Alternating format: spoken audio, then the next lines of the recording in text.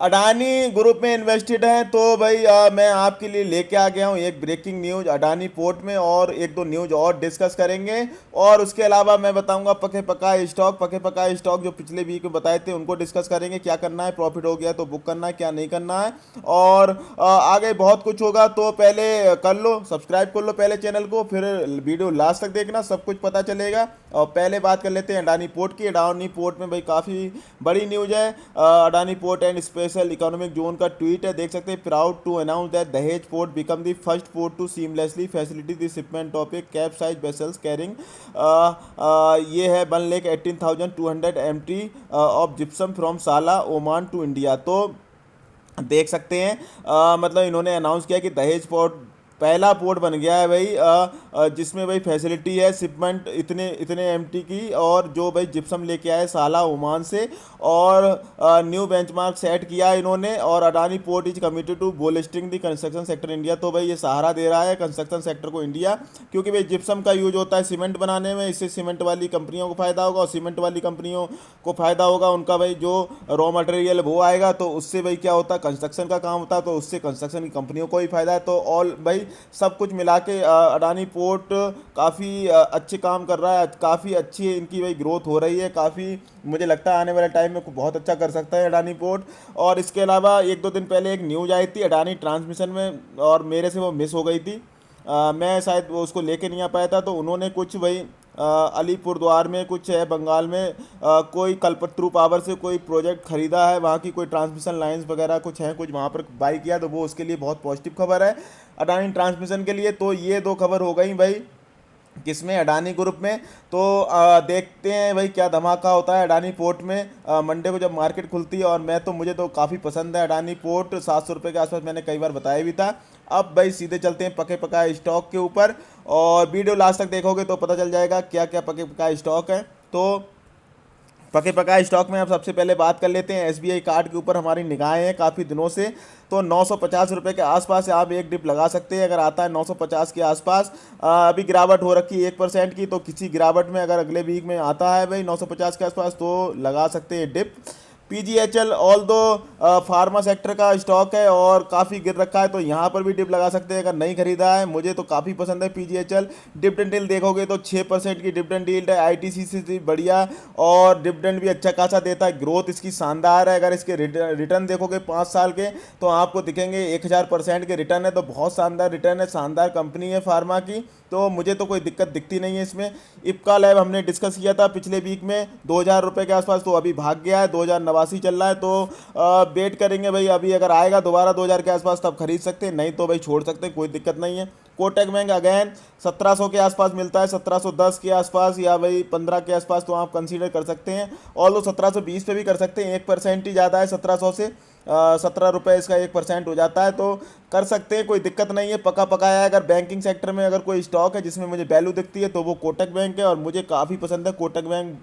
इसके अलावा एफिल में भी डिप लगाई जा सकती है, अगर आपने बिल्कुल भी खरीदारी नहीं करी है तो यहाँ पर आप खरीद सकते हैं, कोई दिक्कत वाली बात ही नहीं है। एफिल भी शानदार स्टॉक है, ब्लू चिप मल्टीबैगर स्टॉक है।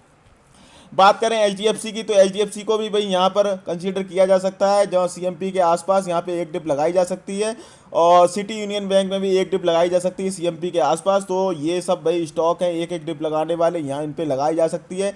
हैवेल्स को हमने डिस्कस किया था 1000 से नीचे, और कई सारे मौके दे दिए इसने, बार बार भाई मौके दिए हैं इसने 1000 रुपये के आसपास, 1000 से नीचे, और अब तो भाई 1000 से ऊपर भाग गया है, तो अभी तो मैं फ्रेश खरीदारी करूंगा नहीं, अब तो मैं देखूंगा ये भाई इसमें प्रॉफिट बुक करेंगे जब ये भागेगा थोड़ा, और वेट कर रहा हूँ इसमें। बाकी H D F C M C ये भी भाई स्टॉक हमने डिस्कस किया था, अभी बाइंग के आसपास आया नहीं, 2850 के आसपास या 2800 के आसपास आएगा तब इसको भाई डिस्कस करेंगे। इसके अलावा अगर और स्टॉक की बात करें, टाटा मोटर अगेन मैंने बता रखा है, टाटा मोटर अगर मिलता है 290 से 300 के आसपास तो आप कंसीडर कर सकते हैं, और ये गया था 303 के आसपास, तो 1-2 रुपये ऊपर नीचे कर सकते हैं। और मुझे टाटा मोटर भी ठीक ठाक लगता है स्टॉक, तो इसको भी कंसीडर किया जा सकता है, पके पकाए स्टॉक में ये भी शामिल है। एस्कॉट हमने 1150 पे पिछले वीक डिस्कस किया था, अभी भाई 1200 के आसपास चल रहा है, तो अभी भाग गया है, तो अब इसको तो हम देखने वाले नहीं, इसकी तरफ आएगा नीचे तो ठीक है। बायोकॉन भाई दोबारा आ गया है बाइंग लेवल के आसपास, इसको कंसीडर कर सकते हैं 380 के आसपास।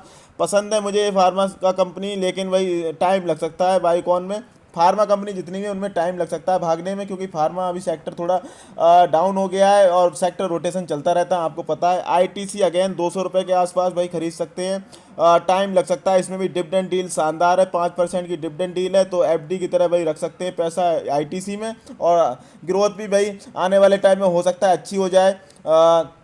मतलब पहले तो इसकी ग्रोथ इतनी अच्छी है नहीं, मतलब ऐसे तो सब कुछ ठीक है, इसके फंडामेंटल भी ठीक है, ग्रोथ वो सब ठीक है, लेकिन स्टॉक की ग्रोथ बिल्कुल भी ऐसे ही धीमे धीमे चलता है।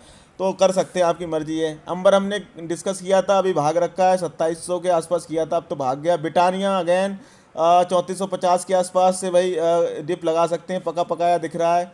और इसके अलावा इनको तो डिस्कस कर ही लिया है। और इसके अलावा जीएमएम पॉडलर भाग गया है, डिस्कस किया था पहले। एल्केलामाइन 3500 पे डिस्कस किया, भाग गया।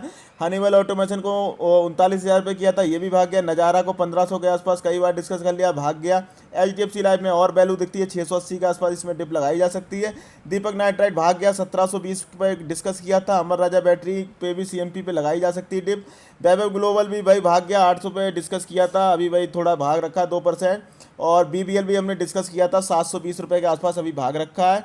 इसके अलावा अगर आप बात करेंगे ग्रेनुअल्स, हमने 300 रुपये पे डिस्कस किया था, भाग गया है। 300 रुपये पे डिस्कस कई बार कर लिया। और इसके अलावा लक्ष्मी केमिकल 220 पे डिस्कस किया था पिछले वीक में, और ये भी भाग गया है लगभग 10-15%। अडानी पोर्ट 700 रुपये पे हमने डिस्कस किया था, भाग गया है। भारतीय एयरटेल 520 रुपये पे डिस्कस किया था, ये भी भाग गया। मदरसन सुमी अगर मिलता है 230 रुपये के आसपास तो भाई इसमें खरीदारी कर सकते हैं। चोला फिन 500 रुपये पे किया था डिस्कस, गया था ये 505-6 के आसपास, और अभी फिर इसमें रिकवरी आ गई है, तो इसको भी डिस्कस किया था। दोबारा मिलता है 500 के आसपास तो खरीदारी कर सकते हैं। एम एंड फिन भी किया था डिस्कस, इसको भाई 150 के आसपास शायद किया था, और शायद गया नहीं था, ये 155 के आसपास चल रहा था, वहीं से भाग गया, तो ठीक है। इंडिया मार्ट भी भाई 7000 के आसपास चल रहा था, तब डिस्कस किया था, अभी भाई ये भी भाग गया है। तो सारे पके पकाए स्टॉक की बात कर ली, इसमें से कुछ पके पकाए बिल्कुल हैं, और कुछ पिछले वीक के थे जो भाई भाग रखे हैं, उनमें भाई अपने हिसाब से प्रॉफिट बुक कर लेना। अब दोबारा से एक बार देख लेते हैं, रैपअप कर लेते हैं कौन कौन सा भाई पूरा पका पकाया स्टॉक है। देखो एक तो हो गया भाई मदरसन सुमी को 230 रुपये के आसपास आप डिप लगा सकते हैं, पहला स्टॉक ये हो गया। भारतीय एयरटेल भाग गया है, अगर दोबारा 520 पे मिलता है तब कर सकते हैं। अडानी पोर्ट 700 पे कई बार डिस्कस कर लिया, तो 700 रुपये अगर आएगा, वैसे आना मुश्किल लग रहा है, आएगा तो कर सकते हैं, नहीं तो भाई कोई बात नहीं। मौके तो आते रहते हैं। अब इसके अलावा अगर आप देखें भागते स्टॉक के पीछे तो हम भागते नहीं हैं। जीएमएम पोर्टल भी भाग गया, एल्केलामाइन भी भाग गया, हनीवेल भी भाग गया, नज़ारा भी भाग गया। एचडीएफसी लाइफ में भाई आप लगा सकते हैं 680 के पास एक डिप, और ये दीपक भी भाग रखा। अमर राजा भी भाई बिल्कुल पका पका है, यहाँ पर भी आप एक डिप लगा सकते हैं अगर बिल्कुल भी नहीं है। वैभव ग्लोबल 800 के आसपास डिस्कस किया था, दोबारा आता है तब करना है। और इसके अलावा बीबीएल भी भाग रखा है। टाटा मोटर अगेन बता रखा है भाई, टाटा मोटर खरीद सकते हैं, 290 से 300 के आसपास मिलता है किसी गिरावट में। एस्कॉर्ट भाग गया है, 1150 पे कई बार डिस्कस कर लिया। बाइकॉन अगर फार्मा सेक्टर में करना चाहते हैं इन्वेस्ट, तो भाई अच्छा लगता है मुझे बाइकॉन, इसको भी खरीदारी कर सकते हैं 380 के आसपास, ज़्यादा कुछ डाउन साइड दिखती नहीं। आईटीसी अगेन अगर एफएमसीजी में भाई इन्वेस्ट करना चाहते हैं किसी ऐसे स्टॉक में जो भाई रिटर्न इसके स्लो हैं बहुत, मतलब भाई ऐसे ही है, धीमे धीमे चलता है, तो भाई आप कर सकते हैं। आने वाले टाइम में अगर भाई हो सकता है ये कुछ धमाका कर दे तो भाई भाग जाए स्टॉक, तो कर सकते हैं 200 रुपये के आसपास कंसीडर। अंबर भाग चुका है, ब्रिटानिया में भी भाई मौका है खरीदारी का, तो ब्रिटानिया 3450 के आसपास मिलता है तो भाई कर सकते हैं खरीदारी। एचडीएफसी एएमसी अभी भाग रखा है। हैवेल्स भी भाग रखा है, हैवेल्स को हमने डिस्कस किया था, 1000 से नीचे कई मौके दे दिए इसने। सिटी यूनियन बैंक को सीएमपी के आसपास कंसीडर किया जा सकता है, एक डिप लगाई जा सकती है। इसके अलावा अगर आप देखेंगे एचडीएफसी पे भी भाई एक डिप लगाई जा सकती है, एफिल में भी एक डिप लगाई जा सकती है, कोटक में भी लगाई जा सकती है। और इप्का लैब भाग गया, 2000 पे डिस्कस किया था, पीजीएचएल में भी लगाई जा सकती है सीएमपी पे। और एसबीआई कार्ड अगर 950 के आसपास मिलता है तो एक डिप लगाई जा सकती है। तो सब कुछ रैप अप कर लिया है, और बाकी कर लो वीडियो को भाई शेयर कर दो, लाइक कर दो, और नए आए तो चैनल पे कर दो भैया सब्सक्राइब कर दो। और जय हिंद दोस्तों।